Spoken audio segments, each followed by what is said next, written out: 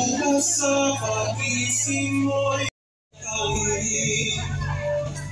Handa nang harapin ang mundo.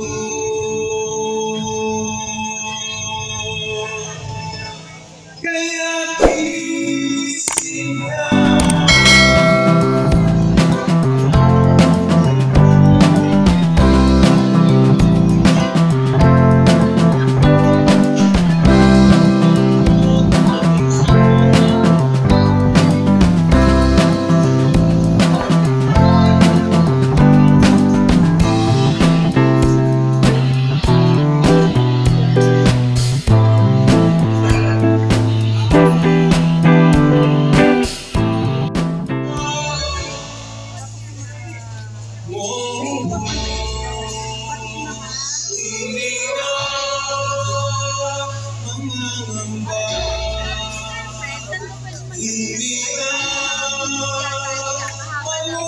Dito na lang.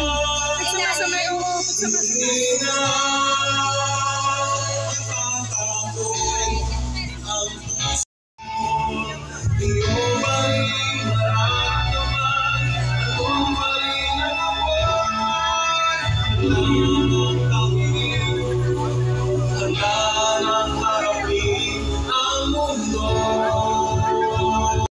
Yung tulong na experiences, yan na imagination, no?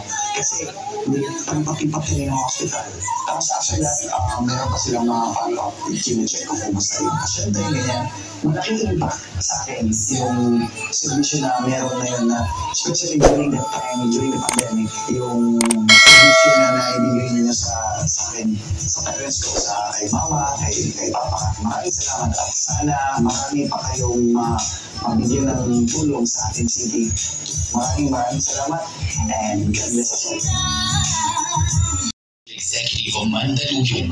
He also served in a concurrent capacity as president of the League of Cities of the Philippines from 2007 to 2010 and of the Union of Local Authorities in the Philippines.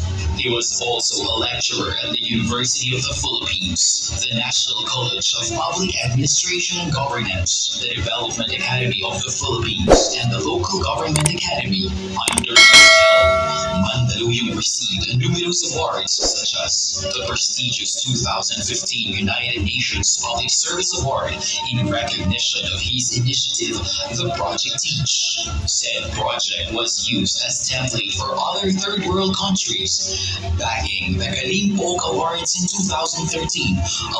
Fenomeno at tawag shear line. Ano yung shear line? Kung maghalo yung malamig na hangin at mainit, bigla nila bumabaksak ang malakas na tubig. Ang malakas na